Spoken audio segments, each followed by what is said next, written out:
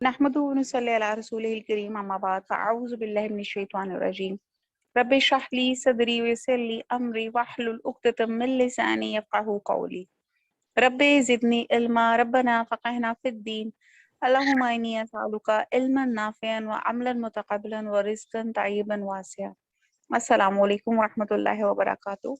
جی الحمدللہ 20واں سپارہ ہمارا شروع ہو رہا ہے، اور اعوذ باللہ من الشیطان الرجیم بسم اللہ الرحمن الرحیم امن خلق السماوات والارض وانزل لكم من السماء ماء فانبتنا به حدائق، بھلا بتاؤ تو کہ آسمانوں کو اور زمین کو کس نے پیدا کیا، کس نے آسمان سے بارش برسائی اور پھر اس نے اس سے ہرے بھرے با رونق باغات لگا دیے، اور ان باغوں کے درختوں کو تم ہرگز نہ لگا سکتے۔ کیا اللہ کے ساتھ کوئی اور معبود ہے؟ پھر بلکہ یہ لوگ ہٹ جاتے ہیں سیدھی راہ سے۔ اب اللہ تعالیٰ پارہ نمبر 20 کے شروع میں سورہ نمل کی آیات میں بڑے پیارے طریقے سے شکوہ کر رہے ہیں، اور کیا کر رہے ہیں کہ غور فکر کرو، یہ آسمان زمین کس نے پیدا کی، یہ بارش کہاں سے آئی، یہ باغات کہاں سے آ گئے، اور پھر بھی تم اللہ کے ساتھ کسی کو شریک بناتے ہو۔ کیا وہ جس نے زمین کو قرار گاہ بنایا اور اس کے درمیان میں نہریں جاری کر دی، اس کے لیے پہاڑ بنائے اور دو سمندروں کے درمیان روک بنا دی، کیا اللہ کے ساتھ کوئی اور معبود بھی ہے؟ بلکہ ان میں سے اکثر کچھ جانتے ہی نہیں۔ اب اللہ تعالیٰ پھر بتا رہے ہیں، اب آپ سمندروں کی بات ہو رہی تھی، جیسے ہم نے پیچھے بھی پڑھا کہ اللہ تعالیٰ کھارے اور میٹھے کو ملنے نہیں دیتے، اور آپ یہ دیکھتے ہیں کہ میٹھا پانی ہمارے سروائیول کے لیے بہت اچھا ہے، یعنی کہ ہمارے پینے کے لیے جس کو ہم پیتے ہیں، اور کھارا یعنی کہ کوئی چیز اللہ تعالیٰ نے بے فضول نہیں پیدا کی، جو پانی بھی ہے جو کھارا اور میٹھا ہے، میٹھا ہمارے لیے پینے کے لیے ہے، اور جو کھارا ہے اور کھارے کی بھی ایویپوریشن ہوتی ہے تو وہ کیا ہوتا ہے، وہ بھی ڈرنکبل ہو جاتا ہے۔ تو یہ اللہ کا بہت بڑی قدرت ہے کہ آپ یہ دیکھیں، جیسے میں نے پہلے بھی اسی میں بتایا کہ دو پانیوں کو مکس کریں، ایک رنگ دار پانیوں کو، تو وہ آپس میں مکس اپ ہو جائیں گے۔ تو یہاں اللہ تعالیٰ کھارا اور پانی جو میٹھا پانی ہے یہ اللہ تعالیٰ نے بنایا اور ساتھ ساتھ چل رہے ہیں، اور سم ٹائم ایسا ہوتا ہے کہ کھارا اوپر ہوتا ہے اور میٹھے پانی کے چشمے کھارے کے نیچے ہیں۔ تو یہ اللہ تعالیٰ کا بہت بڑا اعجاز ہے، یہ معجزہ ہے۔ اور یہاں پہ آیت نمبر 60 میں یہ بھی تھا کہ کوئی اور معبود ہے، تو یہ ایک اس کے میں اسکالرز ایک واقعہ بتاتے ہیں، کہتے ہیں کہ حضرت اکرمہ جو تھے ابو جہل کے بیٹے تھے، اور فتح مکہ پہ یہ تب بھاگ کے سمندر کے راستے انہوں نے کہا میں کہیں باہر نکل جاتا ہوں، تو ایک بھون میں پھنس گئے، اور سب لوگوں نے بتوں کو چھوڑ کے اللہ اللہ پکارنا شروع کر دیا۔ تو آپ نے کہا اچھا یہی اللہ وہ ہے جو خشکی میں بھی نام لیا جاتا تھا، اور یہاں اللہ یہ تری میں بھی پکار رہے ہیں، تو اگر میری زندگی بچی تو میں اس اللہ پر حضور صلی اللہ علیہ وسلم کے پاس جا کے ایمان لے آؤں گا۔ تو بہرحال اللہ تعالیٰ نے ان کو بچایا، اور وہ حضور صلی اللہ علیہ وسلم کے پاس جا کے آپ نے مسلمان ہو گئے تھے۔ آیت نمبر 62، بے کس کی پکار کو جب کہ وہ پکارے کون قبول کر کے سختی کو دور کر دیتا ہے اور تمہیں زمین کا خلیفہ بناتا ہے، کیا اللہ تعالیٰ کے ساتھ اور معبود ہیں؟ تم بہت کم نصیحت اور عبرت حاصل کرتے ہو۔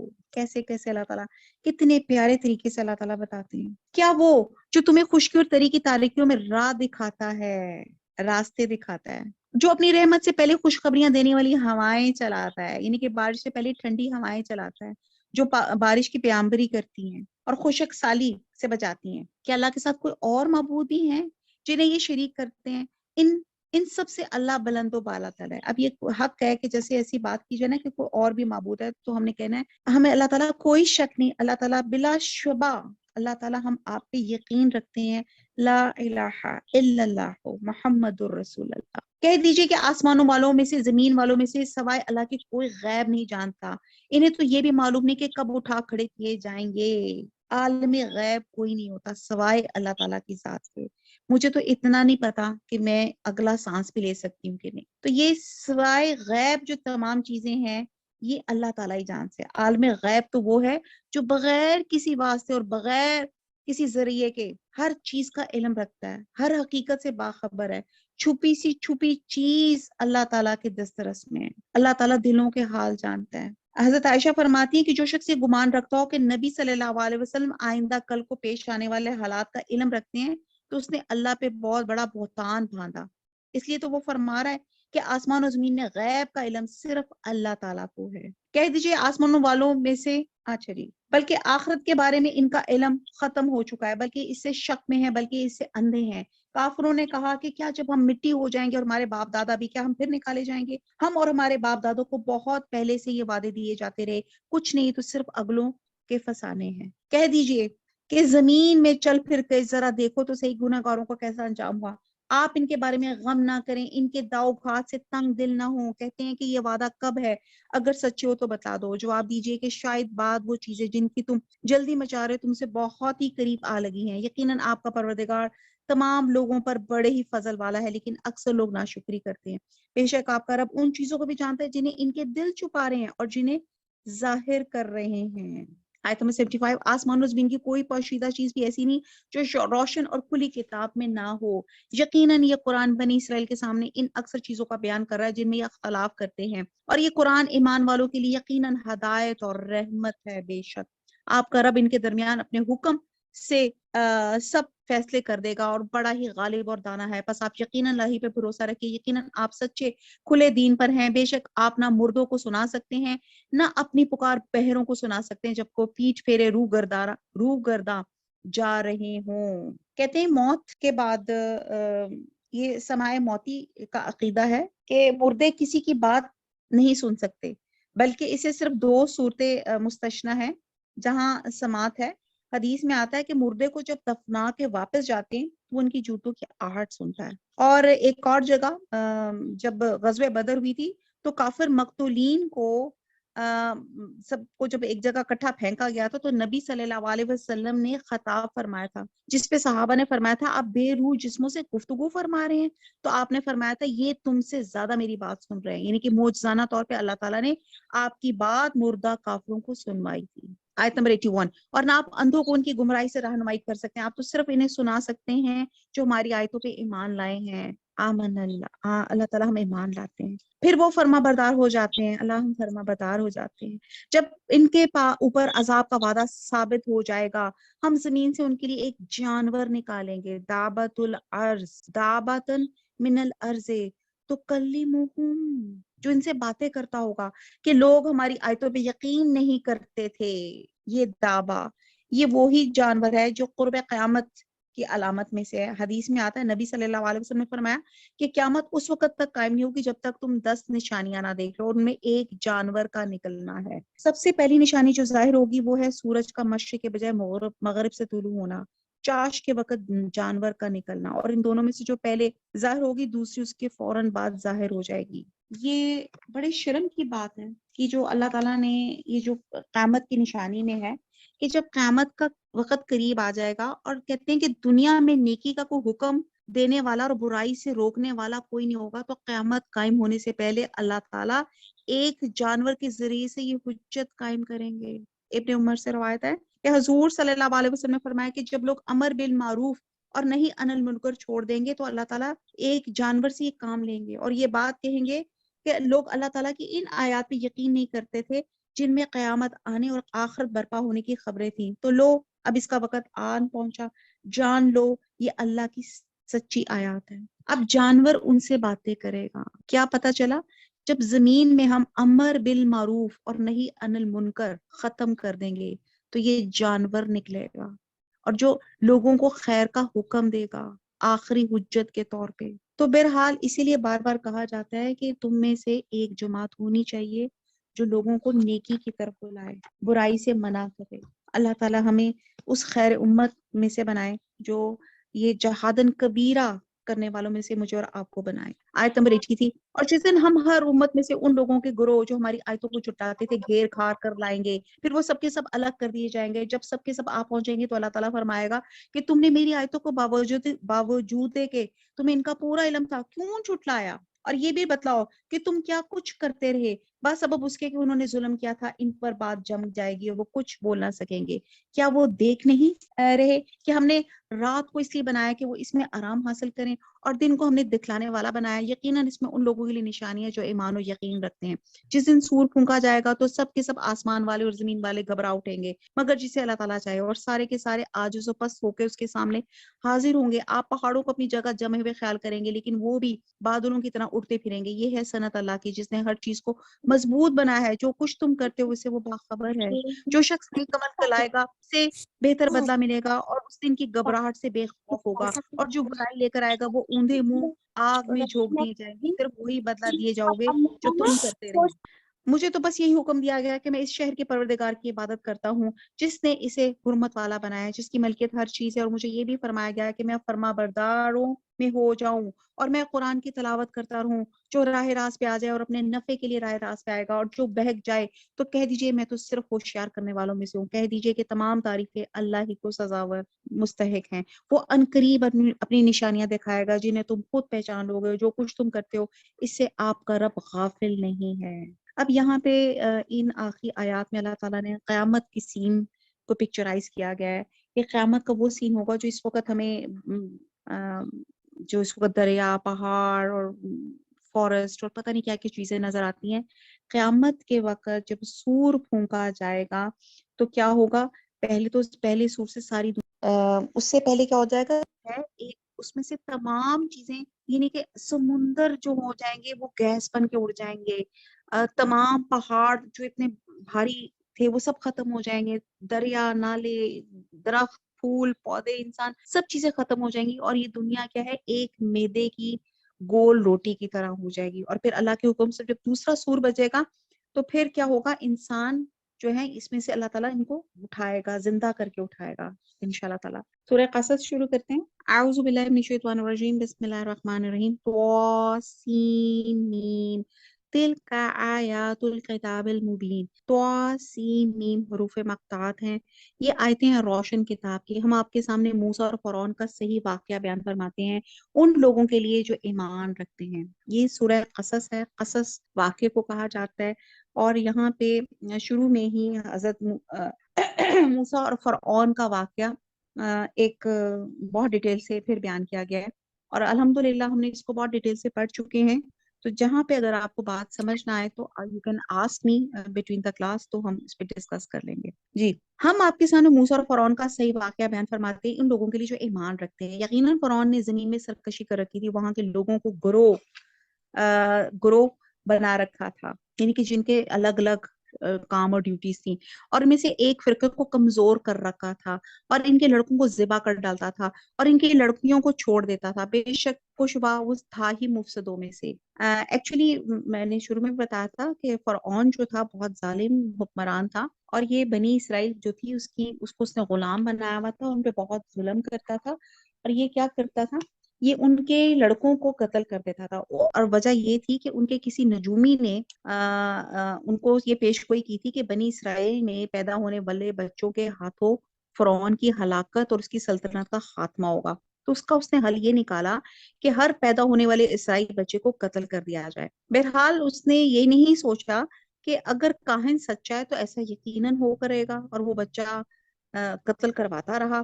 اور بہرحال اور پھر ہم نے دیکھا کہ جس بچے سے وہ بچ رہا تھا, اللہ تعالیٰ نے اسی بچے کو اس کے محل میں, اس کے دربار میں ایک بہترین پرورش دی تھی. آیت نمبر 5. پھر ہماری چاہت ہوئی, ہم نے ان پہ کرم فرمائے اور جنہیں زمین میں بے حد کمزور کر دیا گیا تھا ہم انہیں پیشوا اور زمین کا وارث بنائیں گے. یعنی کہ اللہ تعالیٰ نے ان کی قوم کو, بنی اسرائیل کو, قوم پیشوا اور امام بنایا. اور یہ بھی کہ ہم انہیں زمین میں قدرت اختیار دیں گے, اور فرعون اور حامان ان کے لشکروں کو وہ دکھائیں گے جن سے وہ ڈر رہے تھے. ہم نے موسیٰ کی ماں کو وحی کی کہ اسے دودھ پلاتی رہے, جب تجھے اس کی نسبت کوئی خوف معلوم ہو تو اسے دریا میں بہا دینا, اور کوئی ڈر, خوف یا رنج غم نہ کرنا. ہم یقیناً سے تیری طرف لوٹانے والے ہیں اور اسے اپنے پیغمبروں میں بنانے والے ہیں. اب وہی بات ہے کہ جب حضرت موسیٰ علیہ السلام اس ٹائم پہ پیدا ہوئے کہ جب لڑکوں کو قتل کر دیا جاتا ہے, تو اسکالرس کہتے ہیں کہ شاید آپ 2-3 ماہ کے تھے, تو ماں نے آپ کو چھپا کے آپ کو چھپاتی رہی. اور پھر جب اللہ تعالیٰ نے آپ کو وحی کی کہ ان کو ایک تابوت میں ڈال کے سمندر کے ساتھ بہا دے, تو اللہ تعالیٰ نے آپ کو ایک ہمت بھی عطا کی کہ آپ یہ کر سکیں ان کی والدہ کو. اور ساتھ اللہ تعالیٰ نے ان کو یہ بھی دی کہ ہم یقیناً اسے تیری طرف لوٹانے والے ہیں اور اسے پیغمبروں میں بنانے والے ہیں. آخر فرعون کے لوگوں نے اس بچے کو اٹھا لیا. آخر کار یہی بچہ ان کا دشمن ہوا اور ان کے رنج کا باعث بنا. کچھ شک نہیں فرعون اور حامان ان کے لشکر تھے ہی خطا کار.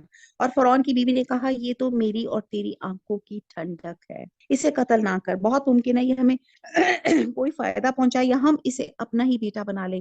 یہ لوگ شعور ہی نہ رکھتے تھے.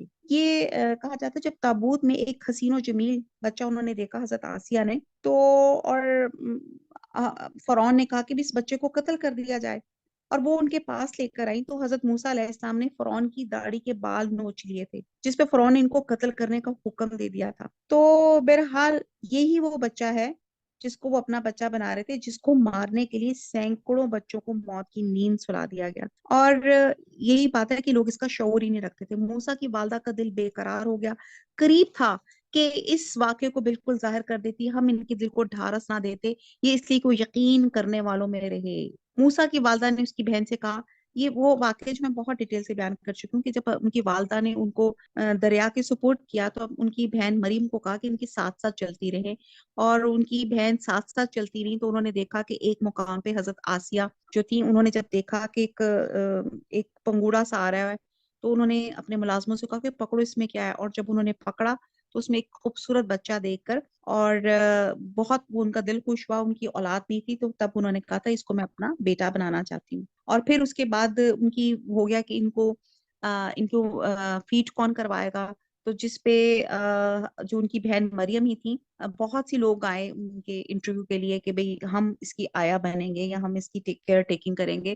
لیکن جو تھی جب ان کی والدہ آئی تو انہوں نے کسی کے گود میں خاموش نہیں ہوئے, انہوں نے صرف اپنی ماں کی مدر فیڈ لی, جس پہ کہا جاتا ہے کہ ماں نے اب ان کی آنکھیں بھی ٹھنڈی رہی ماں کی, ان کی ممتا کی, اور اپنے بچے کو فیڈ بھی کی اور ساتھ ساتھ اس پہ اجرت بھی حاصل کی. موسیٰ کی والدہ نے اس کی بہن سے کہا کہ تو اس کے پیچھے پیچھے جا اور اسے دور سے دیکھتی رہے, اور فرعونیوں کو اس کا علم بھی نہ ہو. ان کے پہنچنے سے پہلے ہم نے موسیٰ پہ دایوں کا دودھ حرام کر دیا, اور یہ کہنے لگی کہ کیا میں تمہیں ایسا گھرانہ بتاؤں کہ جو اس بچے کی تمہارے لیے پرورش کرے اور ہوں بھی وہ اس بچے کے خیر خواہ. یہ ان کی بہن مریم نے کہا تھا. بس ہم نے اسے اس کی ماں کی طرف واپس پہنچا دیا تاکہ اس کی آنکھیں ٹھنڈی رہیں اور آزردہ خاطر نہ ہو, اور جان لے کہ اللہ تعالیٰ کا وعدہ سچا ہے. لیکن اکثر لوگ نہیں جانتے. جب موسیٰ اپنی جوانی کو پہنچ گئے اور پورے توانا ہو گئے تو ہم نے انہیں حکمت اور علم عطا فرمایا. نیکی کرنے والوں کو ہم اسی طرح بدلہ دیا کرتے ہیں. اور موسیٰ ایک ایسے وقت شہر میں آئے جبکہ شہر کے لوگ غفلت میں تھے. یہاں 2 شخصوں کو لڑتے ہوئے پایا, تو یہ ایک تو اس کے رفیقوں میں سے تھا, یہ دوسرا اس کے دشمنوں میں سے تھا. اس کی قوم والوں نے اس کے خلاف جو اس کے دشمنوں میں سے تھا اس سے فریاد کی, جس پہ موسیٰ نے اس کے مکہ مارا جسے وہ مر گیا. موسیٰ علیہ السلام کہنے لگے یہ تو شیطانی کام ہے, یقیناً شیطان دشمن اور کھلے طور پہ بہکانے والا ہے. پھر دعا کرنے لگے, اے پروردگار, قال ربی انی ظلمت نفسی فاغفر لی فغفر لہو انہ هو الغفور الرحیم. اے پروردگار, میں نے خود اپنے اوپر ظلم کیا کہ تو مجھے معاف فرما دے. آمین. اللہ تعالیٰ نے انہیں بخش دیا, وہ بخشش اور بہت مہربانی کرنے والا ہے بے شک. کہنے لگے اے میرے رب, جیسے تو نے مجھ پہ کرم فرمایا تھا, میں بھی اب ہرگز کسی گنہگار کا مددگار نہ بنوں گا. بہرحال یہ چیزیں بہت دفعہ ریپیٹ ہو چکی ہیں. صبح ڈرتے اندیشے کی حالت میں خبریں لینے کو شہر میں گئے, یعنی کہ جب انہوں نے مکہ مار کے وہ شخص ہلاک ہو گیا تو صبح نیکسٹ ڈے وہ جب شہر میں گئے, اچانک وہی شخص جس نے کل ان سے مدد طلب کی تھی ان سے فریاد کر رہا تھا. موسیٰ نے ان سے کہا اس میں شک نہیں کہ تو سری بے راہ ہے, یعنی کہ وہ پھر لڑ رہا تھا. تو اس نے کہا پھر جب اپنے اوپر اس کے دشمن کو پکڑنا چاہا, وہ فریادی کہنے لگا, موسیٰ کیا جس طرح تو نے کل ایک شخص کو قتل کیا مجھے بھی مار ڈالنا چاہتا ہے؟ تو ملک میں ظالم اور سرکش ہونا ہی چاہتا ہے, اور تیرا یہ ارادہ ہی نہیں کہ ملاپ کرنے والوں میں سے ہو. شہر کے پرلے کنارے میں سے ایک شخص دوڑتا ہوا اور کہنے لگا, موسیٰ یہاں کے سردار تیرے قتل کا مشورہ کریں, بس تو بہت جلد چلا جا, مجھے اپنا خیر خواہ مان. یعنی کہ حضرت موسیٰ علیہ السلام کو ایک ویل وشر نے کہا کہ آپ یہاں سے چلے جائیں, لوگ آپ کے قتل کا مشورہ کریں. بس موسیٰ وہاں سے خوف زدہ ہو کر دیکھتے بھالتے نکل کھڑے ہوئے, کہنے لگے اے پروردگار مجھے ظالموں کے گروہ سے بچا لے. اور جب مدین کی طرف متوجہ ہوئے تو کہنے لگے, مجھے امید ہے کہ میرا رب مجھے سیدھی راہ لے چلے گا.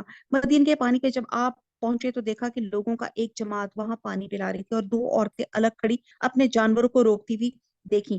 پوچھا کہ تمہارا کیا حال ہے؟ وہ بولی کہ جب تک یہ چرواہے واپس نہ لوٹ جائے ہم پانی نہیں پلاتی، ہمارے والد بہت بڑی عمر کے بوڑھے ہیں، بس آپ نے خود ان جانوروں کو پانی پلایا۔ اور پھر سائے کی طرف ہٹ آئے اور کہنے لگے اے پروردگار، تو جو کچھ بھلائی میرے ساتھ اتارتا ہے میں اس کا محتاج ہوں۔ فقالا، یہ بھی بہت پیاری دعا ہے، قالا، سب میرے ساتھ پڑھے، رب انی لما انزلت الی من خیر فقیر۔ اللہ تعالیٰ تیرے سامنے ہم محتاج فقیر لوگ اکٹھے ہوئے ہیں، جھولیاں گناہوں سے بھری ہوئی ہیں، اللہ معاف فرما دے، اللہ رحمت کا سایہ فرما دے، آمین ثم آمین۔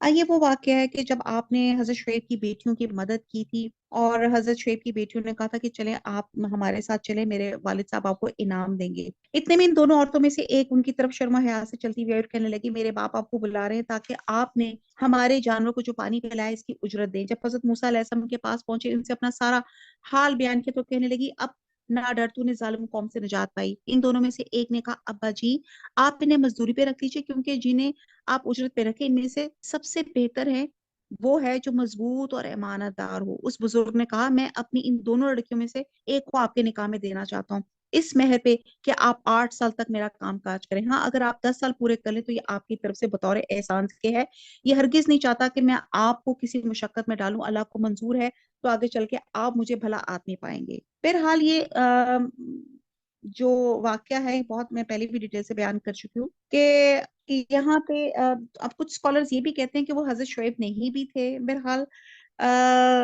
تو یہاں پتہ چلتا ہے کہ حضرت موسیٰ علیہ السلام بے سر و سامانی میں جب اپنی قوم سے نکلے تو اس وقت ان کو بھوک بھی لگی ہوئی تھی، انہیں رہنے کا ٹھکانہ بھی چاہیے تھا، تو اللہ سبحانہ تعالیٰ نے ان کا کیسا بندوبست کیا کہ جب انہوں نے ان لڑکیوں کی بے غرض ہو کے سیلف لیس ہو کے جب مدد کی تو وہ ان کو ٹھکانہ بھی مل گیا، کھانا بھی مل گیا، اور بہترین جس کو کہتے ہیں نیک عورت ان کو نکاح میں بھی ملی۔ اور جس پر آپ کو پتہ ہے کہ جب انسان کسی کے گھر جاتا ہے تو غیر محرم ہوتا ہے، تو یہ ایک جو ان کو ٹھکانہ ملا تو وہ محرم کرنے کے لیے ضروری تھا کہ وہ ان کو اپنی بچی کے ساتھ ایک کے ساتھ نکاح کریں، اور نکاح کے حق مہر کے عوض پہ ان کو کہا گیا کہ آپ 8 سال رہیں اور اگر آپ 10 سال کریں گے تو یہ آپ کا احسان ہوگا۔ اور اسے ایک بات یہ بھی پتہ چلتی ہے کہ اگر آپ کو کوئی اچھا لڑکا نظر آتا ہے اپنی بچیوں کے لیے تو اس میں کوئی بری بات نہیں ہے کہ لڑکی والے خود پیغام بھیجتے ہیں۔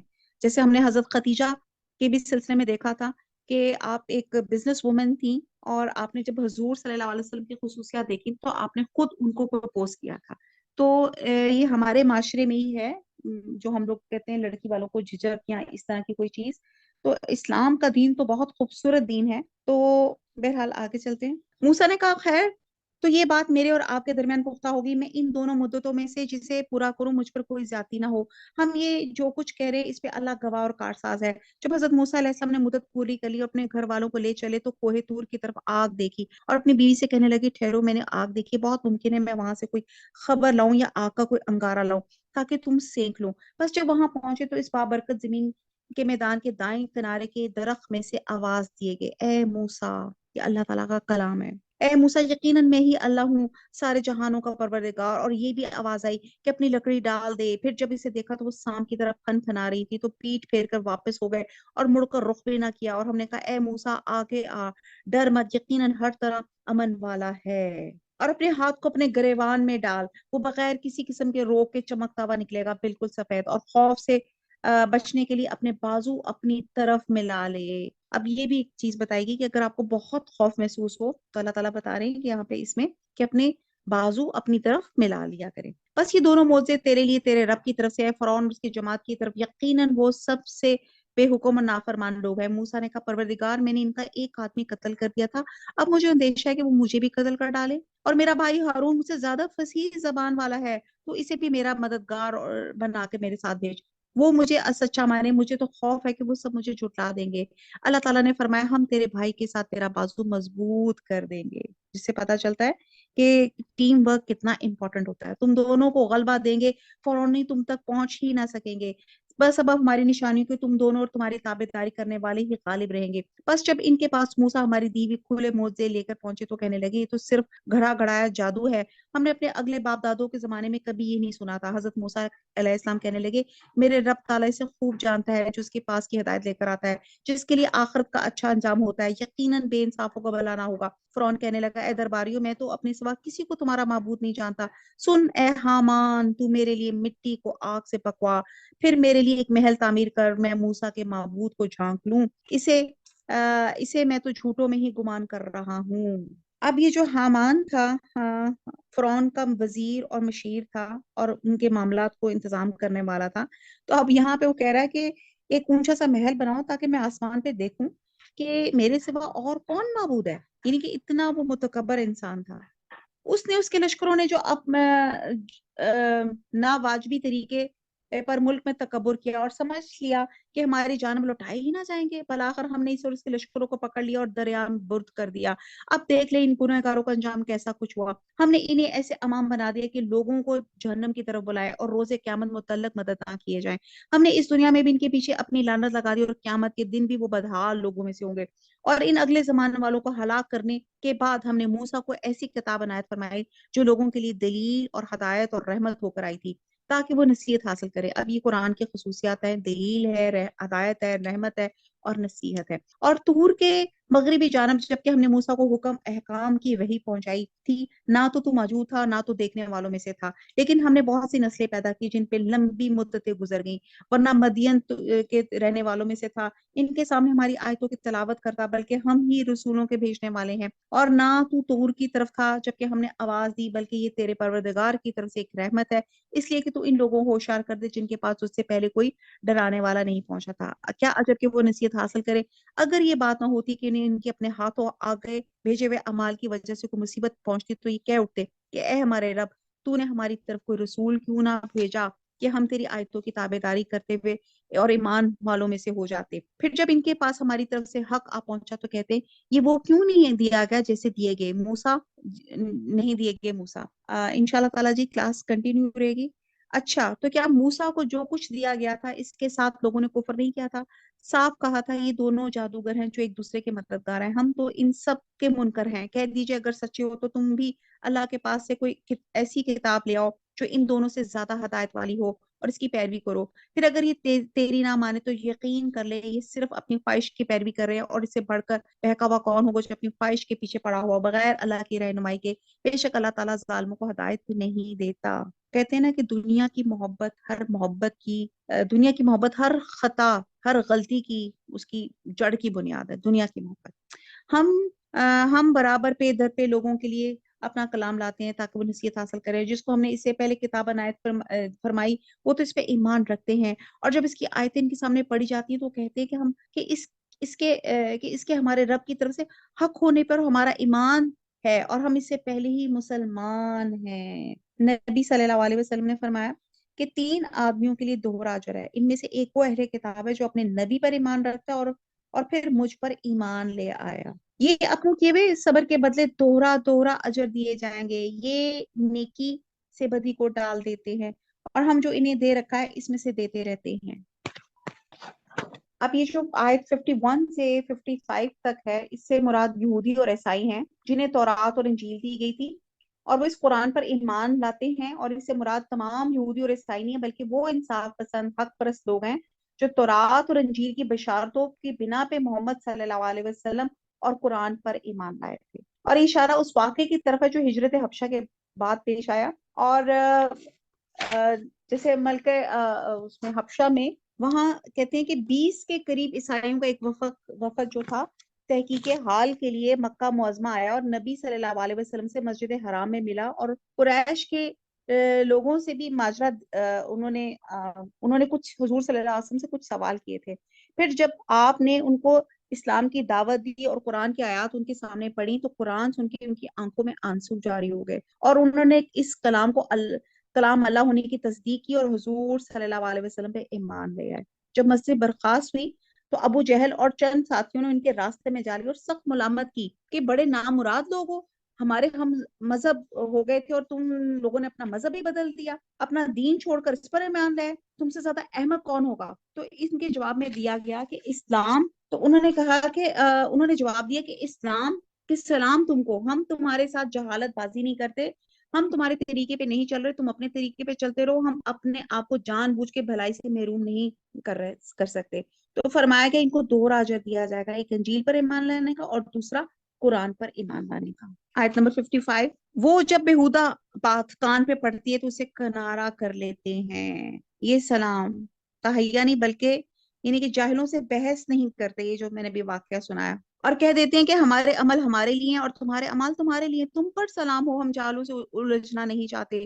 آپ جسے چاہیں ہدایت نہیں کر سکتے بلکہ اللہ تعالیٰ ہی جسے چاہے ہدایت کرتا ہے، ہدایت والوں سے وہی خوب آگاہ ہے۔ کہنے لگے اگر ہم آپ کے ساتھ ہو کے ہدایت کے تابع دار بن جائیں تو ہم تو آپ کے ملک سے اچک لیے جائیں گے۔ کیا ہم نے انہیں امن و امان اور حرمت والی حرم میں جگہ نہیں دی جہاں تمام چیزوں کے پھل کھچے چلے آتے ہیں اور رزق کے طور پہ ہماری طرف سے، لیکن ان میں سے اکثر نہیں جانتے۔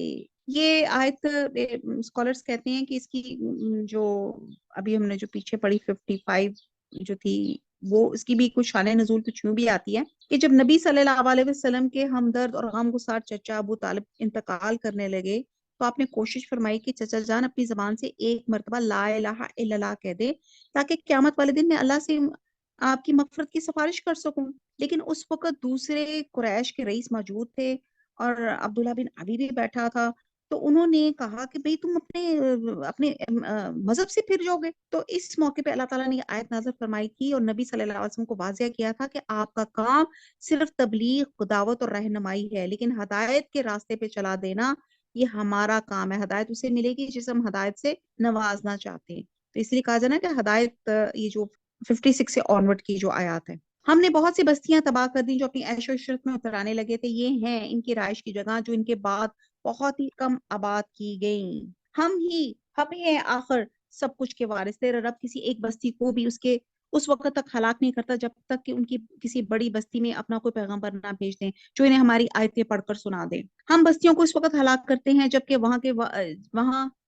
وہاں والے ظلم و ستم پر کمر کس لیں، اور تمہیں جو کچھ دیا گیا وہ صرف زندگی دنیا کا سامان ہے، اسی کی رونق ہے۔ ہاں اللہ کے پاس جو ہے وہ بہت ہی بہتر اور دیر پہ ہے۔ کہ تم نہیں سمجھتے کیا وہ شخص جس سے ہم نے نیک وعدہ کیا ہے جسے وہ قطن پانے والا ہے، مثلا اس شخص سے ہو سکتا ہے جس سے ہم نے زندگانی دنیا کی کچھ یوں ہی سے منفعت دے دی، پھر بالآخر وہ قیامت کے روز پکڑ باندھا حاضر کیا جائے گا، اور جس دن اللہ تعالیٰ نے پکار کر فرمائے گا تم جنہیں اپنے گمان میں میرا شریک ٹھہرا رہے تھے کہاں ہیں؟ جن پہ بات آ چکی وہ جواب دیں گے کہ اے ہمارے پروردگار، یہی وہ ہیں جنہیں ہم نے بہکا رکھا تھا، ہم نے انہیں اسی طرح بہکایا جس طرح ہم بہکے تھے۔ ہم تیری سرکار میں اپنی دست برداری کرتے ہیں، یہ ہماری عبادت نہیں کرتے تھے۔ کہا جائے گا اپنے شریکوں کو بلاؤ، وہ بلائیں گے لیکن انہیں وہ جواب تک نہ دیں گے، وہ سب عذاب دیکھ لیں گے۔ کاش یہ لوگ ہدایت پا لیتے۔ اس دن انہیں بلا کر پوچھے گا کہ تم نے نبیوں کو کیا جواب دیا؟ پھر تو اس دن تمام خبریں اندھی ہو جائیں گی، ایک دوسرے سے سوال تک نہ کریں گے۔ ہاں جو شخص توبہ کرے، ایمان لے آئے اور نیک کام کرے، یقین ہے کہ وہ نجات پانے والوں میں سے ہو جائے گا۔ آپ کا رب جو چاہتا ہے پیدا کرتا ہے اور چن کر مختار کر لیتا ہے، ان میں سے کسی کو کوئی اختیار نہیں۔ اللہ ہی کے لیے پاکی ہے، وہ بلند تر ہے ہر اس چیز سے کہ لوگ شریک کرتے ہیں۔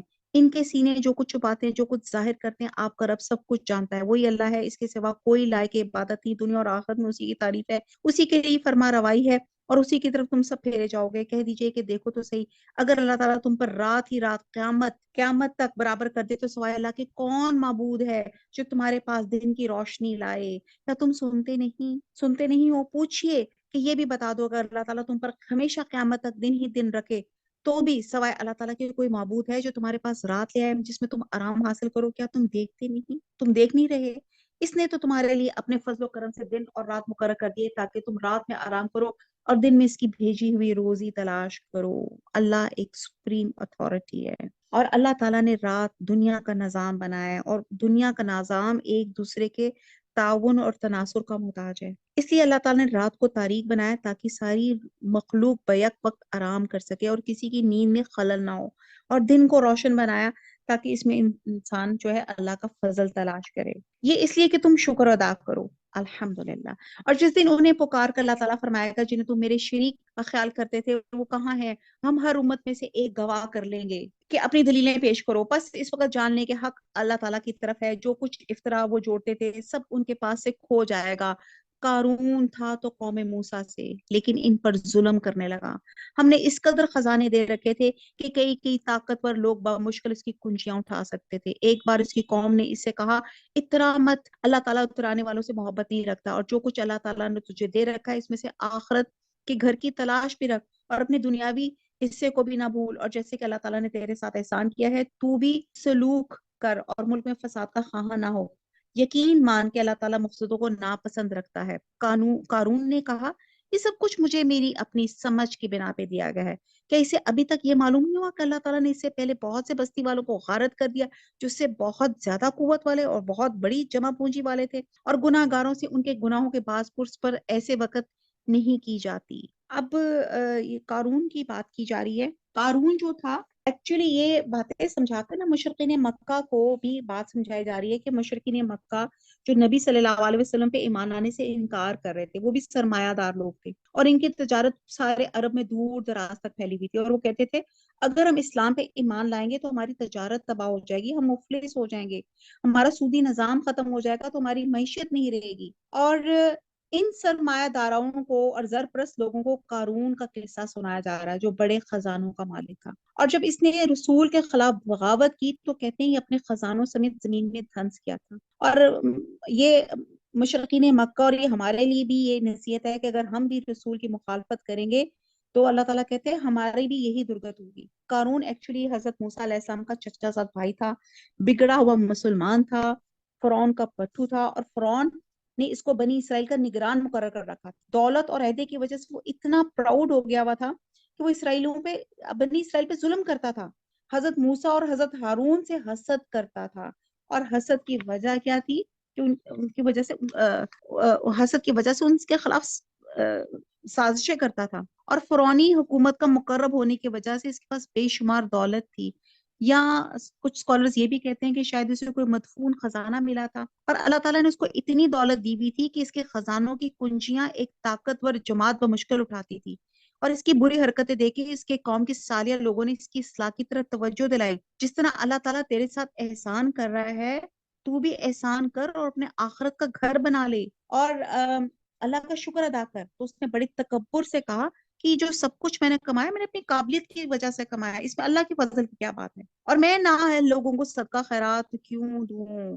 تو اللہ تعالیٰ نے فرمایا کہ وہ جانتا نہ تھا کہ پہلے جو شخص ہلاک ہوئے اس سے زیادہ طاقتور تھے۔ کہتے ہیں ایک دن اپنی قوم میں بڑی شان کے ساتھ نکلا، اور نادان لوگوں نے اس کو دیکھ کے بڑے رشک اور تمنا سے دیکھا، واؤ کاش ہمارے پاس بھی اتنی دولت ہوتی، تو بڑا ہی خوش قسمت ہے۔ جو لوگ حلال اور حرام کا علم رکھتے تھے انہوں نے بے علم لوگوں کو سمجھایا کہ بڑا افسوس ہے تم ایک عارضی چمک دمک سے امپریس ہو رہے ہو، اللہ کا ثواب تو بہت زیادہ بہتر ہے جو رزق حلال سے آتا ہے، اللہ کی مقرر کردہ حدود کے اندر رہ کے اس رزق کو حاصل کرو، وہ زیادہ بہتر ہے، اور اللہ کی فرما برداری کرو۔ تو بہرحال کہتے ہیں کہ اس نے حضرت موسیٰ اور حضرت ہارون کے خلاف ایک سازش کی تو اللہ کا غضب اس پہ نازل ہوا، یہ اپنے گھر بار اور مال سمیت زمین میں دھنس گیا۔ اور قارون کے خزانوں کو جو لوگ رشک اور تمنا کے ساتھ دیکھ رہے تھے اس کا انجام دیکھ کے عبرت حاصل ہوئی، اور ان کے سمجھ میں بات آ گئی کہ دولت سے فلاح حاصل نہیں ہوتی، فلاح اور کامیابی اللہ کی اطاعت اور سنت نبوی نبھانے سے ہوتی ہے۔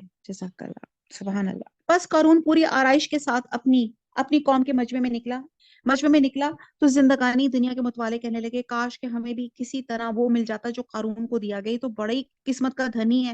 ذی علم لوگوں نے سمجھانے لگے افسوس بہتر چیز تو وہ ہے جو بطور ثواب انہیں ملے گی جو اللہ پہ ایمان لائیں گے اور مطابق سنت عمل کریں گے۔ یہ بات انہیں کے دل میں ڈالی جاتی ہے جو صبر و سہار والے ہوں۔ آخر کار ہم نے اسے اس کے محل سمیت زمین میں دھنسا دیا، اللہ کے سوا کوئی جماعت اس کی مدد کے لیے تیار نہ ہوئی وہ خود اپنے بچانے والوں میں سے ہو سکے، اور جو لوگ کل اس کے مرتبے پہنچنے کی آرزو مندیاں کر رہے تھے وہ آج کہنے لگے کہ تم نہیں دیکھتے کہ اللہ تعالیٰ ہی اپنے بندوں پہ جس کے لیے چاہے روزی کشادہ کر دیتا ہے اور تنگ بھی، اگر اللہ تعالیٰ کا ہم پر فضل نہ کرتا تو ہمیں بھی دھنسا دیتا۔ کیا دیکھتے نہیں ہو کہ ناشکروں کو کبھی کامیابی نہیں ہوتی؟ تکبر کی وجہ سے کہتے ہیں کہ وہ قیامت تک زمین میں قارون دھنستا رہے گا۔ حضور نے فرمایا کہ ایک آدمی اپنی آزار زمین پہ لٹکایا جا رہا تھا، اللہ تعالیٰ کو اس کو یہ تکبر پسند نہیں آیا اور اسے زمین میں دھنسا دیا، اور بس وہ قیامت تک زمین میں دھنستا جائے گا۔ قارون نے دولت پا کے شکر گزاری کی بجائے ناشکری اور نافرمانی کا راستہ اختیار کیا، اور اس کا انجام کیا ہوا؟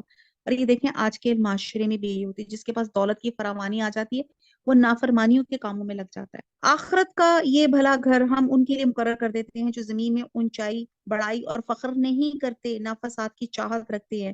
پرہیزگاروں کے لیے نہایت عمدہ انجام ہے۔ جو شخص نیکی لائے گا اسے اس سے بہتر ملے گا، جو برائی لے کر آئے گا اسے بدعمالی کرنے والوں کو ان کے انہی اعمال کا بدلہ دیا جائے گا جو وہ کرتے تھے۔ جس اللہ نے آپ پر قرآن نازل فرمایا وہ آپ کو دوبارہ پہلی جگہ لانے والا ہے۔ کہہ دیجئے کہ میرا رب اسے بھی بخوبی جانتا ہے جو ہدایت لائے اور اسے بھی جو کھلی گمراہی میں ہے۔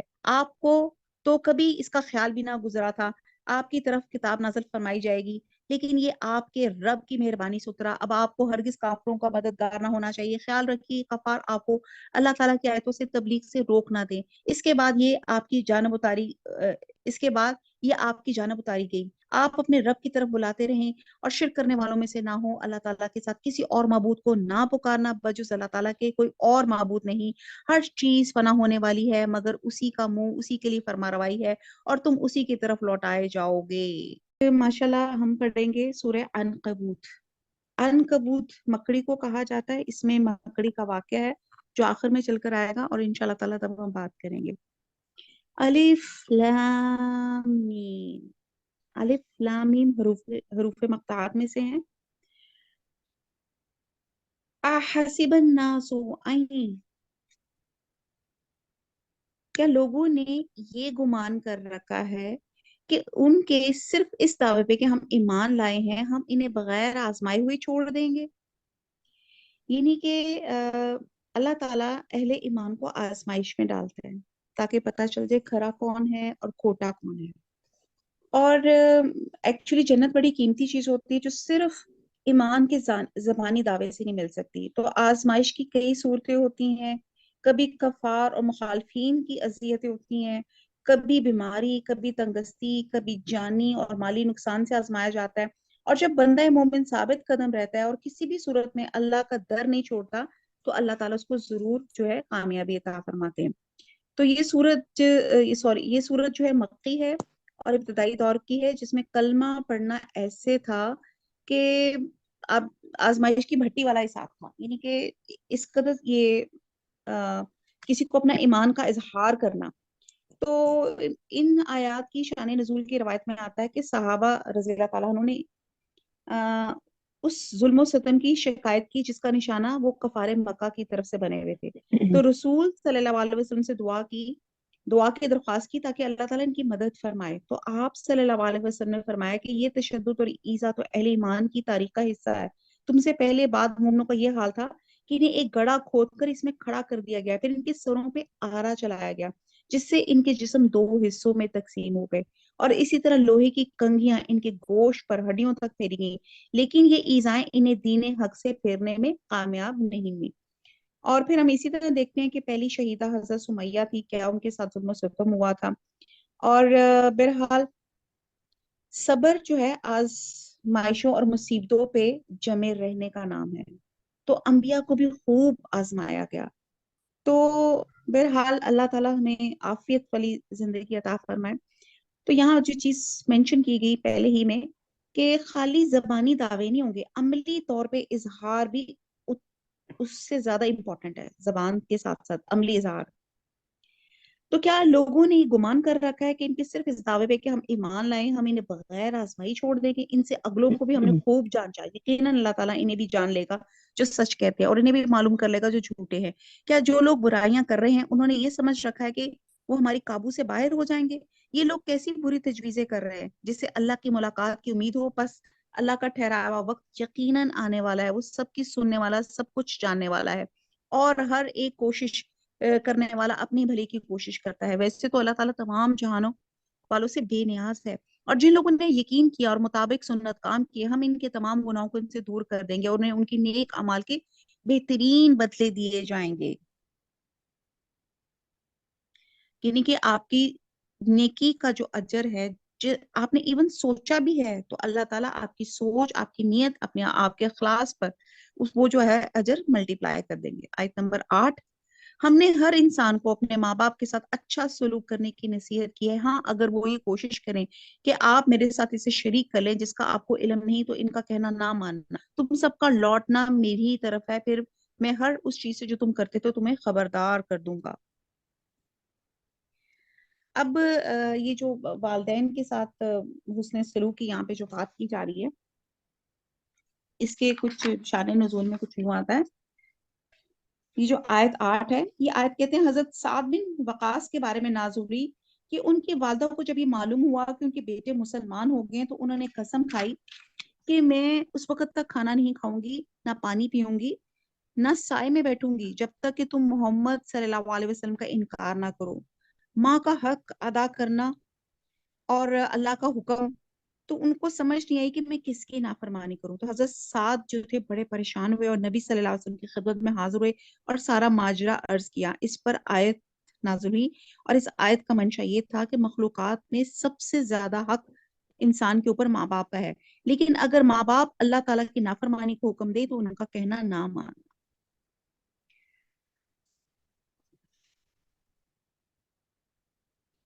آیت نمبر 9، جن لوگوں نے ایمان قبول کیا اور نیک کام کیا انہیں اپنے نیک بندوں میں شمار کر لوں گا. ایک حدیث میں والدین کی رضامندی کو اللہ کی رضامندی اور ان کی ناراضگی کو رب کی ناراضگی کا باعث بھی قرار دیا گیا ہے. تو اب یہاں ہے کہ نیک بندوں میں جو شمار کر لوں گا، کہتے ہیں کہ جو شخص صادق الایمان نہیں ہوتا اور اسے جب کفار کی طرف سے کوئی تکلیف پہنچتی ہے اور وہ اس تکلیف سے ڈر کر نیکی کے کام اس طرح چھوڑ دیتا ہے جیسے اللہ کے عذاب سے ڈر کے برائی چھوڑنی چاہیے، اور جب اسلام کو کامیابی حاصل ہوتی تو پھر مسلمانوں کے پاس آ کے اپنی ہمدردی ظاہر کرنے کی کوشش کرتا ہے. ایکچولی اس کے دل میں اسلام کی کوئی محبت نہیں ہوتی، یہ مفاد پرستانہ رویہ ہوتا ہے. قرآن ایسے شخص کو منافق کہتا ہے. تو اب ہم دیکھتے ہیں کہ آگے ہے، اور بعض لوگ ایسے بھی ہیں جو زبانی کہتے ہیں کہ ہم ایمان لائے، لیکن جب اللہ تعالیٰ کی راہ میں کوئی مشکل آن پڑتی ہے تو لوگوں کی ایذا دہی کو اللہ تعالیٰ کا عذاب ہی کی طرح بنا لیتے ہیں. ہاں اگر اللہ تعالیٰ کی مدد آ جائے تو پکار اٹھتے ہیں کہ ہم تو تمہارے ہی ساتھی ہیں. کیا دنیا جہان کے دلوں میں جو کچھ ہے اس سے اللہ تعالیٰ دانا اور با علم نہیں ہے؟ جو لوگ ایمان لائے اللہ انہیں بھی جان کر رہے گا اور منافقوں کو بھی جان کر رہے گا. اب یہ جو ہمارے اوپر آزمائشیں آتی ہیں، تو اس میں آزمائشوں میں اللہ سبحانہ تعالیٰ منافق اور مومن کی تمیز کر لیتے ہیں، ڈسٹنکشن ہو جاتی ہے کہ دونوں حالتوں میں کون اللہ کی اطاعت کر رہا ہے، اور وہ جو دونوں حالتوں میں اللہ کی اطاعت کر رہا ہے وہ مومن ہے، اور جو صرف خوشی اور راحت میں اطاعت کر رہا ہے تو اس کا مطلب ہے کہ وہ اپنے نفس کا مطیع ہے، اللہ کا نہیں ہے. سورہ محمد میں آتا ہے کہ ہم تمہیں ضرور آزمائیں گے تاکہ ہم جان لیں کہ تمہیں مجاہد اور صابر کون ہے، اور تمہارے دیگر حالات بھی جانچیں گے. اور غزوہ احد کے بعد جس میں مسلمانوں کو بہت جس کو کہتے ہیں کہ آزمائش کی بھٹی میں ان کو جھونکا گیا تھا، تو اس میں سورہ آل عمران میں ہے کہ نہیں اللہ تعالیٰ کہ وہ چھوڑ دے مومنوں کو اس حالت میں جس پہ کہ تم ہو، یہاں تک کہ وہ جدا کر دے ناپاک کو پاک سے. تو یہ آزمائشیں جو ہوتی ہیں اس میں پتہ چل جاتا ہے کہ مومن کون ہے اور منافق کون ہے.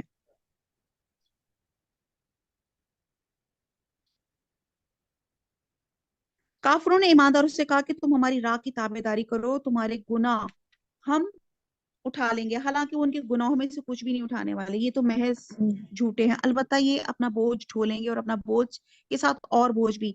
یہ جو کچھ افطرا پردازیاں کر رہے ہیں ان سب کی بابت ان سے باز پرس کی جائے گی.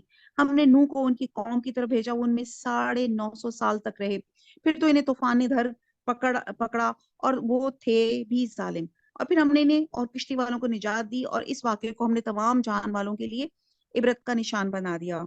اب اگلا واقعہ ہے، اور ابراہیم نے بھی اپنی قوم سے فرمایا کہ اللہ تعالیٰ کی عبادت کرو، اس سے ڈرتے رہو، اگر تم میں دانائی ہے تو یہی تمہارے لیے بہتر ہے.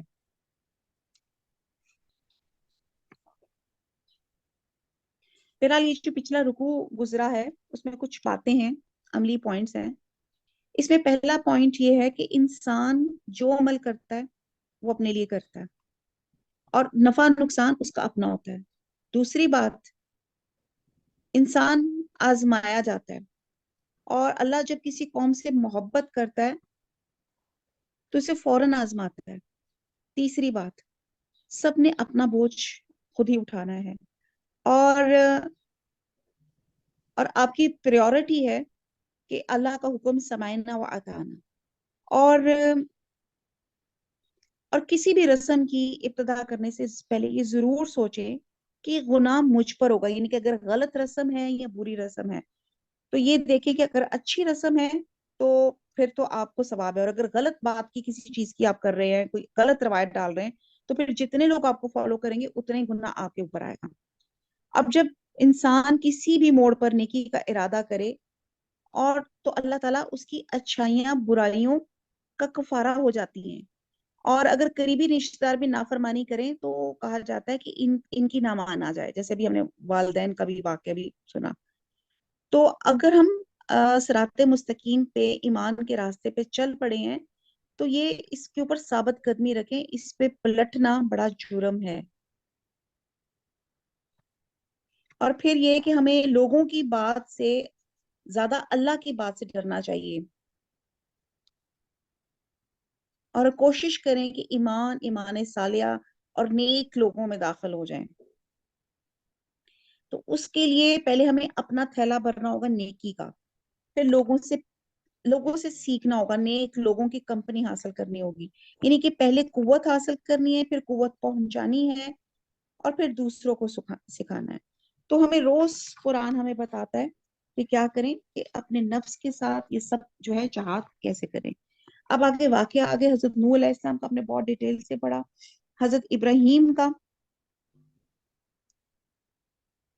جیسے ایک قصور میں نے بھی جیسے بھی پہلے بتایا کہ قیامت تک ظلم سے قتل کیے جانے والوں کے گناہ کے خون کا گناہ آدم علیہ السلام کے پہلے بیٹے قابیل پر ہوگا، اس لیے کہ سب سے پہلے اس نے ناحق قتل کیا تھا، یعنی کہ غلط چیز کا جو رواج جو ڈال دے، اور جتنے لوگ اس کو فالو کریں اتنا ہی اس کو جو ہے نا اس کو اس کی گناہ کا اس کو حصہ ملتا رہتا ہے۔ اچھا جی، حضرت ابراہیم علیہ السلام نے اپنی قوم سے فرمایا اللہ تعالیٰ کی عبادت کرو، اسے ڈرتے رہو، اگر تمہیں دنائی ہے تو یہ تمہارے لیے بہتر ہے، تم تو اللہ تعالیٰ کے سوا بتوں کی پوجا پاٹ کرے اور جھوٹی باتیں دل سے کر لیتے ہو۔ سنو، جن جن کی تم اللہ تعالیٰ کے سوا پوجا پاٹ کرے ہو وہ تو تمہاری روزی کے مالک نہیں، بس تمہیں چاہیے کہ تم اللہ تعالیٰ ہی سے روزیاں طلب کرو، اس کی عبادت کرو اور اسی کی شکر گزاری کرو، اسی کی طرف تم لوٹائے جاؤ گے۔ روزی جو ہے وہ اللہ تعالیٰ کی طرف سے ہے۔ آپ نے کبھی پرندوں کو دیکھا ہے؟ کبھی انہوں نے دیکھا آپ ان کے گھونسلے کہ انہوں نے بڑی دیر تک اپنی چیزوں کو سٹور کیا ہو؟ صبح اٹھ نکلتے ہیں، گھر ان کے خالی ہوتے ہیں، پیٹ بھر کر واپس آتے ہیں، سکون کی نیند سوتے ہیں، پھر اگلے دن نیکسٹ اپنے فلائٹ پہ چلے جاتے ہیں۔ تو اسی طرح روزی جو ہے وہ اللہ تعالیٰ نے دی ہے، اور ہم اس روزی کو کمانے کی فکر میں ہر جائز ناجائز حد کو ہم جو ہے کراس کر جاتے ہیں۔ اگر تم جھٹلاؤ تو تم سے پہلے کی امتوں نے بھی جھٹلایا، اور رسول کے ذمہ تو صرف صاف طور پہ پہنچا دینا ہے۔ کیا انہوں نے نہیں دیکھا کہ مخلوق کی ابتدا کس طرح اللہ نے کی، پھر اللہ اسی کا اعادہ کرے گا؟ یہ تو اللہ تعالیٰ پہ بہت ہی آسان ہے۔ کہہ دیجئے کہ زمین میں چل پھر کے دیکھو تو صحیح کہ کس طرح اللہ تعالیٰ نے ابتدا پیدائش کی، پھر اللہ تعالیٰ ہی دوسری پیدائش کرے گا۔ اللہ تعالیٰ ہر چیز پہ قادر ہے، جس سے چاہے عذاب کرے اور جس پہ چاہے رحم کرے، تم سب اسی کی طرف لوٹائے جاؤ گے۔ تم نہ تو زمین میں اللہ تعالیٰ کو عاجز کر سکتے ہو اور نہ آسمان میں۔ اللہ تعالیٰ کے سوا تمہارا کوئی والی ہے نہ مددگار ہے۔ جو لوگ اللہ تعالیٰ کی آیت اور اس کی ملاقات کو بھلاتے ہیں وہ میری رحمت سے نا امید ہو چکے ہیں اور ان کے لیے دردناک عذاب ہے۔ سورہ اعراف میں آتا ہے کہ میری رحمت نے ہر چیز کو گھیر لیا ہے، لیکن آخرت چونکہ دار الجزا ہے، انسان نے دنیا کی کھیتی میں جو کچھ بویا ہوگا اس کی فصل اسے وہاں کاٹنی پڑے گی، جیسے عمل کیے ہوں گے اس کی جزا بھی ویسے ہی ملے گی۔ اور یہاں پہ اللہ کی جو صفت ہے عدل آ جاتی ہے، اور یہ عدل ہے جس کی وجہ سے یہ قیامت جو ہے اور ڈے آف اکاؤنٹیبلٹی ہے کہ اللہ تعالیٰ ہر بندے کو جو اس کا عمل ہے اس کی جزا اور سزا دیں گے۔ آیت نمبر 24 سورہ اعراف میں آتا ہے کہ میں یہ رحمت آخرت میں ان لوگوں کے لیے لکھوں گا جو متقی، زکوٰۃ ادا کرنے والے اور ہماری آیتوں پہ ایمان رکھنے والے ہیں۔ پارہ نمبر 20 ہے، سورہ عنکبوت ہے، اور آیت نمبر 24۔ ان کی قوم کا جواب بجز اس کے کچھ نہ تھا کہ کہنے لگے اسے مار ڈالو، اسے جلا دو۔ آخرش اللہ نے انہیں آگ سے بچا لیا۔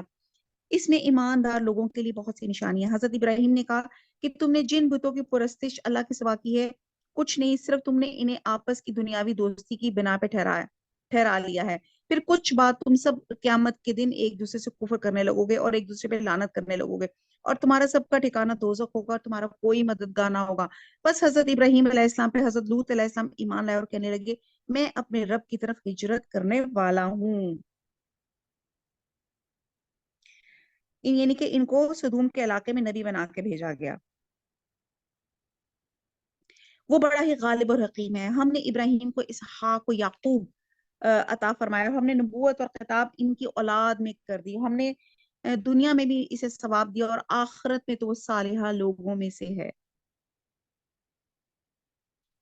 اب آپ یہ دیکھتے ہیں کہ حضرت ابراہیم کو اللہ سبحانہ تعالیٰ نے کتنا نوازا کہ تمام جو موسٹلی نبیوں کی جو نسل تھی وہ ان کی حضرت ابراہیم کی نسل سے ہی تھے، اور آپ دیکھیں کہ ایک طرف سے جب اللہ تعالیٰ نے ان کو فرشتوں نے خوشخبری دی حضرت سارہ سے، حضرت اسحاق، اور پھر حضرت اسحاق سے حضرت یعقوب علیہ السلام، اور جن سے بنی اسرائیل کی نسل چلی اور انہی میں سارے انبیاء ہوئے اور کتابیں آئیں، پھر آخر میں حضرت ابراہیم علیہ السلام کے دوسرے جو بیٹے تھے حضرت اسماعیل کی نسل سے حضور صلی اللہ علیہ وسلم آئے، اور جو آخری خاتم النبیین ہیں۔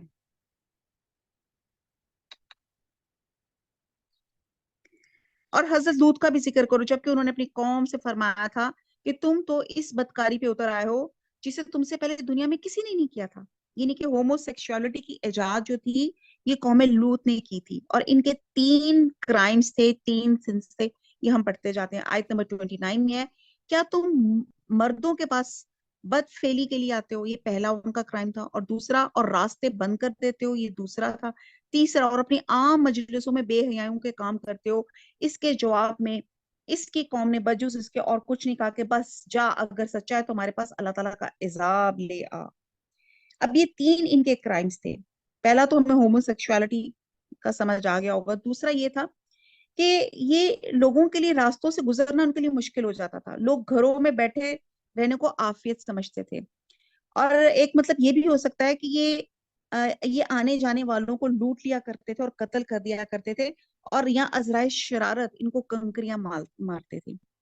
اور پھر تیسری بات یہ جو مجلسوں کی بات ہے کہ یہ سرے راہ بے حیائی کا ارتکاب کرتے تھے اور ان کو شرم محسوس نہیں ہوتی تھی، اور ایک جو ان کا جو کرائم ہے کہ عورتوں کی شرمگاہوں کی استعمال کی بجائے مردوں کی دوبر کو استعمال کرتے تھے تاکہ وہ اپنی نسل کا جو سلسلہ ہے اس کو بھی سٹاک کر سکے۔ بہرحال ان کے اتنے بڑے بڑے کرائمز تھے اور ان کے اوپر عذاب بھی بے انتہا شدید آیا، جو ہم ابھی دورہ قرآن میں کئی دفعہ بہت ڈیٹیل سے ان کا عذاب کے بارے میں ہم سٹڈی کر چکے ہیں۔ حضرت لوط نے دعا کی، پروردگار اس مفسد قوم پہ میری مدد فرما، اور جب ہمارے بھیجے ہوئے فرشتے حضرت ابراہیم کے پاس بشارت لے کے پہنچنے لگے کہ اس بستی والوں کو ہم ہلاک کرنے والے ہیں تو یقیناً یہاں کے رہنے والے گنہگار ہیں۔ حضرت ابراہیم علیہ السلام نے کہا کہ اس میں تو لوط ہیں۔ فرشتوں نے کہا یہاں جو ہیں ہم انہیں بخوبی جانتے ہیں، لوط کو اور اس کے خاندان کو اور سوائے اس کی بیوی کے ہم بچا لیں گے، البتہ وہ عورت پیچھے رہ جانے والوں میں سے ہے۔ ایکچولی ان کی بیوی نے جیسے حضرت لوط علیہ السلام کے پاس فرشتے خوبصورت لڑکوں کی شکل میں آئے تھے تو ان کی بیوی نے فوراً مخبری جا کے ان کی قوم کو کر دی تھی کہ ہمارے گھر بڑے خوبصورت لڑکے مہمان بن کر آئے، اور جب ہمارے قاصد لوط کے پاس پہنچے تو وہ ان کی وجہ سے غمگین ہوئے اور دل ہی دل میں رنج کرنے لگے کہ میں ان کی عزت کیسے بچاؤں گا۔ قاصدوں نے کہا آپ نہ خوف کھائیے نہ آزردہ ہوں، جیسے ہم آپ کو ماں آپ کے متعلقین کے بچا لیں گے مگر آپ کی بیوی کے وہ عذاب کے لیے باقی رہ جانے والوں میں سے ہوگی۔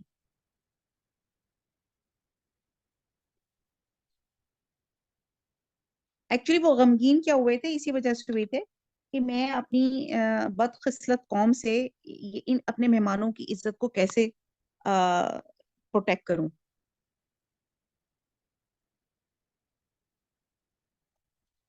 آیت نمبر 34، ہم اس بستی والوں پر آسمانی عذاب نازل کرنے والے ہیں اس وجہ سے کہ یہ بے حکم ہو رہے ہیں، البتہ تحقیق ہم نے اس بستی کو سری عبرت کی نشانی بنا دیا اور ان لوگوں کے لیے جو عقل رکھتے ہیں۔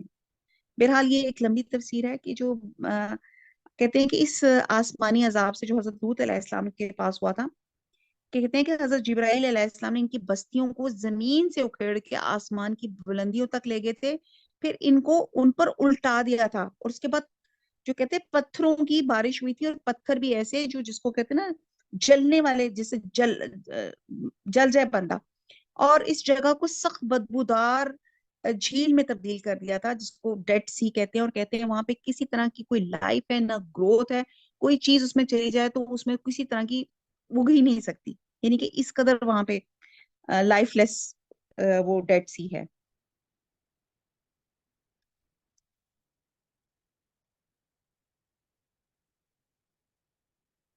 आयत नंबर 36, और मदियन की तरफ हमने उनके भाई शुएब को भेजा। अब बार बार अल्लाह ताला वाकयात बयान कर रहे हैं ताकि हम इबरत हासिल करें। उन्होंने कहा, ए मेरी कौम के लोगों, अल्लाह की इबादत करो, क़यामत के दिन की तवक्को रखो, और जमीन में फसाद ना करते फिरो। फिर भी उन्होंने इन्हें छुटाया, आखिरश इन्हें जलजले ने पकड़ लिया, और वो घरों में बैठे के बैठे मुर्दा होकर रह गए। हमने आदियों और समूदियों को भी गारत किया, जिनके बाद मकानात तुम्हारे सामने जाहिर है, और शैतान ने इनकी बदमालियां आरास्ता कर दिखाई थी, उन्हें रात से रोक दिया था, बावजूद के ये आंखों वाले और होशियार थे, यानी कि शैतान ने उनको इतना गुमराह कर दिया था कि वो शैतान ही की नजरों से देख रहे थे। हाला अल्लाह ताला ने उनको अकल नवाजी दी थी। आयत नंबर 39, और कारून और फरून और फरऔन और हामान को भी इनके पास हजरत मूसा अलैहिस्सलाम खुले खुले मोजे लेकर आए, फिर भी उन्होंने जमीन में तकब्बुर किया, लेकिन हमसे आगे बढ़ने वाले ना हो सके। कारून, जिसे अपनी माल और दौलत के खजाने अता किए थे, और वो घमंड में मुब्तला हो गया था, और जो अपने खजानों और महलात समेत जमीन में धनस किया था। और फरौन, आपको पता है, जो मुल्क मिस्र का हुक्मरान था, हद से तजावुज करता था, अपने आप को खुदा होने का दावा करता था, और हामान जो था उसका वजीर था। तो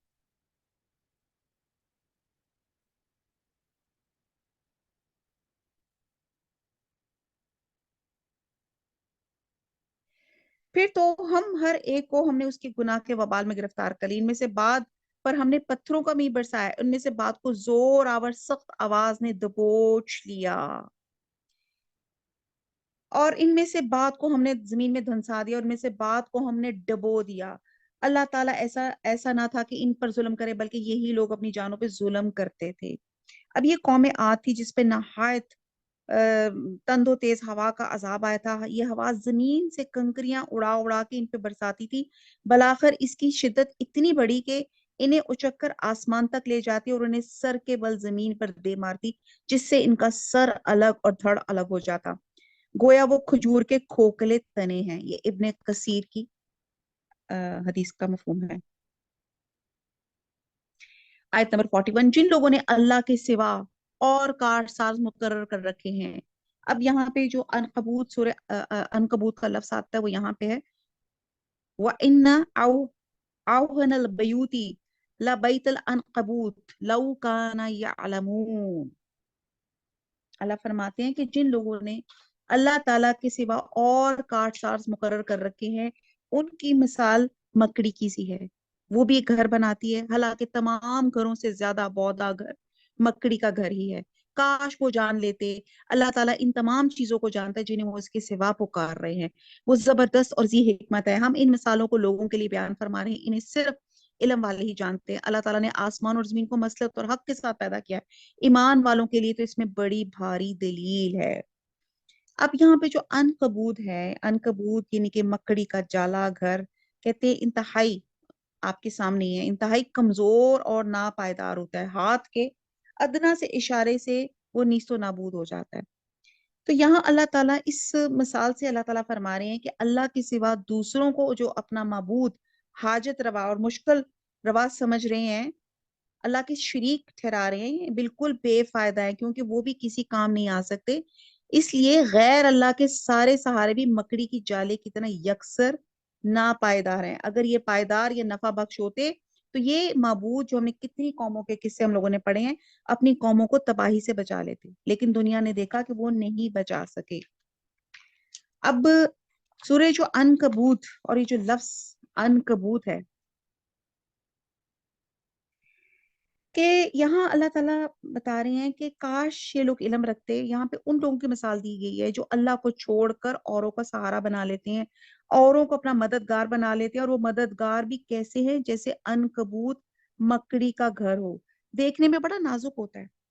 اور کہتے ہیں کہ اس کا 5 اونس کا جالا پوری دنیا کے گرد کہتے ہیں لپیٹا جا سکتا ہے, 5 اونس کا جالا. اور کہتے ہیں اس کی تار میں اتنی پاور ہوتی ہے جتنی اس کے سائز کی سٹیل کی تار میں طاقت ہوتی ہے, اور اس جالے میں اتنی لچک ہوتی ہے کہ وہ پھیلتا چلا جاتا ہے. جالے کے اندر ہاتھ ڈالنا بھی عام طور پر مشکل ہوتا ہے کیونکہ وہ آپ کو چمٹ جاتا ہے. لیکن ان سب باتوں کے باوجود اس کا ایک گھر بڑا کمزور ہے. بعد اوقات تھوڑی سی کوشش اس گھر کو ختم کرنے کے لیے کافی ہو جاتی ہے. اور یہ جال دیکھنے میں بہت خوبصورت نظر آتا ہے. ایکچولی یہ جال سے مراد یہ ہماری دنیا ہے, اور یہ اس کے اندر اتنی فلیکسیبلٹی ہے, اور یہ اتنی کمزور ہے, اور دیکھنے میں دنیا بہت حسین نظر آتی ہے, جیسے جالا نظر آتا ہے. جیسے جالا بڑا زبردست طریقے سے بنا ہوتا ہے. اس کے اندر مکڑی مکھی کو آسانی سے پھانس لیتی ہے اور پھر مزے لے کے اس کو کھا جاتی ہے.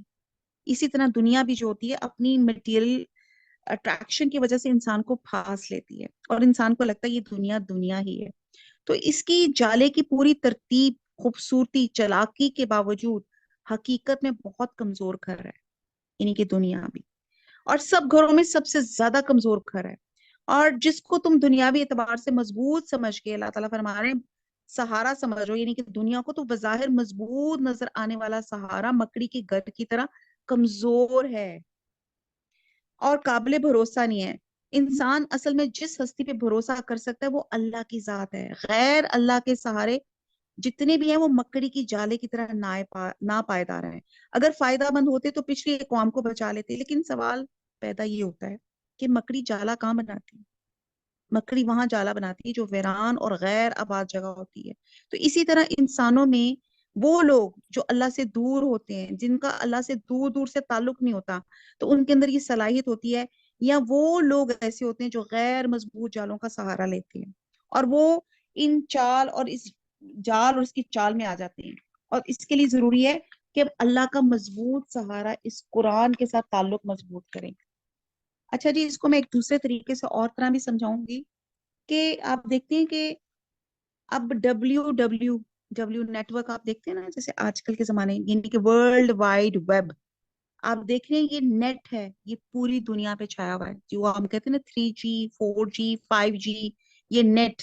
اب آپ دیکھتے ہیں کہ یہ وہ نیٹ ہے, یہ وہ مکڑی کا جالا ہے جس نے ہمیں پوری دنیا کو اس کے اندر انوالو کیا ہوا ہے. تو آپ یہ دیکھتے ہیں کہ ہمیں صرف یہ جو نیٹ اور یہ جو نیٹ کے ساتھ جو خباستیں اور جتنے جتنے ایپس اور جتنے ہمارے لیول حدیث کے ایک وہ بن چکا ہے کہ ہماری زندگی کا موسٹ آف دا ٹائم جو ہے یہ اس نیٹ کے اوپر سرفنگ کرتے ہوئے گزر جاتا ہے. تو یہ نیٹ کا جال ہے جو اللہ تعالیٰ نے اتنے 100 سال پہلے اللہ تعالیٰ نے سورہ عنکبوت میں بتا دی کہ یہ جالا چھا جائے گا, اور یہ جالا چھا گیا ہے. ایلان مسک اگر آپ نے سنا ہو اس کے بارے میں, تو کہتے ہیں کہ اس نے کچھ دن پہلے کوئی 20 پلیٹیں جو تھی پوری دنیا کے اوپر سے گزاری تھی. وہ کیا تھی؟ وہ نیٹ کی پلیٹ تھی, یعنی کہ وہ پوری دنیا پہ وہ ایک قسم کا حکمرانی کرنا چاہ رہا تھا. بہرحال یہ ایک لمبی ڈیٹیل ہے, انشاءاللہ تعالیٰ اس پہ پھر بات کریں گے. ابھی جو سوچنے کی بات ہے, یہ جو نیٹ پہ ہم کہتے ہیں نا, اس وقت اگر ہم بچوں کو کہیں نا تمہیں کیا چاہیے, تو کہیں گے بس ایک اچھا mobile and with unlimited package of net, fast speed. تو یہی ہمارے حالات ہیں کہ ہمیں اور دنیا, انسانوں, قرآن, کسی سے کوئی تعلق نہیں. ہم بس کہتے ہیں کہ نیٹ ہو تو بس میری زندگی سنور جائے گی, مجھے کسی اور چیز کی ضرورت نہیں. تو یہ نیٹ ہے جو مکڑی کا جالا ہے, جس نے تمام دنیا اور ہمارے اوپر بھی جو چھا گیا ہے.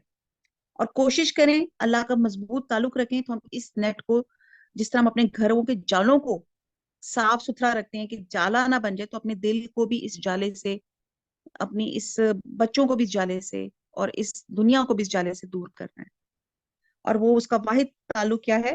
قرآن کے ساتھ جڑنا. اور ہم پارہ نمبر 20 یہاں پہ ختم ہوتا ہے. وَمَا عَلَيْنَا إِلَّا الْبَلَاغُ سُبْحَانَكَ اللَّهُمَّ وَبِحَمْدِكَ نَشْهَدُ لَا إِلَهَ إِلَّا أَنْتَ نَسْتَغْفِرُكَ وَنَتُوبُ إِلَيْكَ. وَالسَّلَامُ عَلَيْكُمْ وَرَحْمَةُ اللَّهِ وَبَرَكَاتُهُ.